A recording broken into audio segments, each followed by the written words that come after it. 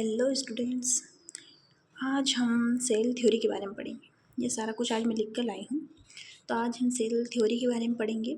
Cell theory के बारे में जो हमारे पास जो साइंटिस्ट हैं वो है 3 साइंटिस्ट हैं, मैथियस लाइडेन, थियोडोर स्वान और रुडोल्फ विर्चो। ठीक है। मैथियस लाइडेन जो है वो एक वनस्पति वैज्ञानिक है, यानी कि बॉटनिस्ट हैं, और थियोडोर स्वान जो है वो जंतु वैज्ञानिक हैं। ठीक है। अब सबसे पहले अगर मैथियस लाइडेन के बारे में बात करें तो मैथियस लाइडेन ने जो अपने एक्सपेरिमेंट्स किए थे, किस पर किए थे अपने एक्सपेरिमेंट? इन्होंने प्लांट्स पर यानी कि पौधों पर एक्सपेरिमेंट किए थे, पौधों पर अध्ययन किया था। वो कब किया था? 1838 यानी कि 1838 में किया था। इन्होंने जब प्लांट्स पर अध्ययन किया, पौधों पर अध्ययन किया, तो इन्हें पता चला कि जो पौधे होते हैं यानी कि प्लांट्स जो होते हैं वो सभी प्लांट्स कोशिकाओं से मिलकर बने होते हैं। किनसे? सेल्स से मिलकर बने होते हैं।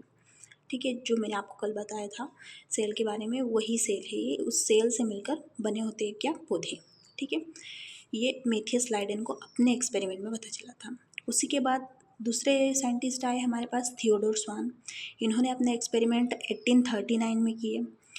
तो इन्होंने ये क्या थे? ये क्या है? जंतु वैज्ञानिक, एक जियोलॉजिस्ट है। तो इन्होंने जंतुओं पर एक्सपेरिमेंट किया। तो इन्होंने जंतुओं पर एक्सपेरिमेंट किया तो इन्हें पता चला कि जंतु भी कोशिकाओं से मिलकर बने होते हैं। ठीक है। सेल से मिलकर बने होते हैं। जब इन्हें ये पता चला कि जंतु कोशिकाओं से मिलकर बने होते हैं, उसके बाद इन्होंने उन कोशिकाओं पर अध्ययन किया, इन सेल्स पर अध्ययन किया। सेल्स पर जब इन्होंने अध्ययन किया तो इन्हें पता चला कि जो कोशिका होती है उसके बाहर एक पतली परत, एक बहुत ही थिन लेयर पाई जाती है, पतली परत पाई जाती है। उस परत को आजकल क्या बोला जाता है? जीव द्रव्य झिल्ली वाला बोला जाता है। क्या बोला जाता है? जीव द्रव्य झिल्ली, यानी कि प्लाज्मा मेम्ब्रेन कहा जाता है। ठीक है। अब हमारे पास जब इन दोनों साइंटिस्ट ने इतनी बता दिया था सेल के बारे में, तो हमें रुडोल्फ विर्चो जो साइंटिस्ट है उन्होंने क्या बताया? उन्होंने ये बताया, ये दोनों साइंटिस्ट जो है अपने एक्सपेरिमेंट में ये नहीं बता पाए कि सेल का निर्माण कहाँ से हुआ है। क्या नहीं बता पाए कि जो सेल है वो निर्मित कहाँ से होती है, एक सेल आती कहाँ से है। तो जो रुडोल्फ विर्चो है उन्होंने ये इस थ्योरी को मॉडिफाई किया, जो इन दोनों साइंटिस्ट ने दी थी, इनकी थ्योरी को मॉडिफाई किया और बताया कि जो सेल होती, जो कोशिका होती वो पहले से उपस्थित कोशिकाओं के विभाजन से बनती है। यानी कि कोशिका क्या होती है? जो पहले से उपस्थित कोशिका है, पहले से जो कोशिका है उस कोशिका में डिवीज़न हुआ, विभाजन हुआ, उसके बाद नई कोशिका बनती है। फिर उसमें विभाजन होगा, उसके बाद फिर नई कोशिकाएं बनेंगी, उनमें विभाजन होगा, उसके बाद फिर नई कोशिकाएं बनेंगी। ऐसे करते करते बहुत सारी कोशिकाओं का निर्माण हो जाएगा। उसके बाद टिश्यू बनते हैं, टिश्यू के बाद आपके ऑर्गन्स बनते हैं, वो हम बाद में पढ़ेंगे। ठीक है। तो इन्होंने क्या बताया कि जो कोशिका होती है वो पहले से उपस्थित कोशिकाओं के विभाजन से बनती है। इसी के बेस पर इन्होंने 2 स्टेटमेंट दी। क्या किया? 2 स्टेटमेंट दी।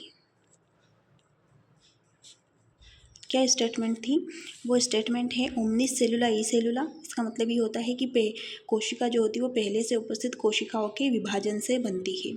और दूसरी स्टेटमेंट है कि सभी जीव कोशिका और कोशिका उत्पाद से मिलकर बने होते हैं। यानी कि जितने भी जीवित जीव हैं आपकी इस पूरी दुनिया में, पूरी पृथ्वी पर जितने जीव हैं जो कि जीवित है, जो कि रिप्रोडक्शन कर सकते हैं, जो कि चल सकते हैं, खा सकते हैं, पी सकते हैं, वो सभी कोशिकाओं से मिलकर बनते हैं। वो सभी कैसे होते हैं?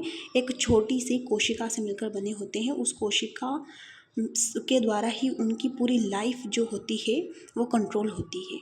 वो कैसे होता है ये सब हम आपको बाद के वीडियोज़ में बताएंगे। अगर आप चाहते हैं कि हम आपको आगे बताएं, आगे के पार्ट्स दें, तो आप प्लीज़ कमेंट कीजिएगा।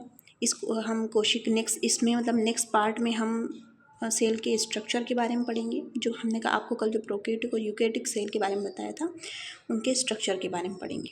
ठीक है। अगर आपको पार्ट 2 चाहिए तो प्लीज़ कमेंट करें। एंड आपको वीडियो पसंद आई हो तो please like, share and subscribe. Thank you. Bye bye.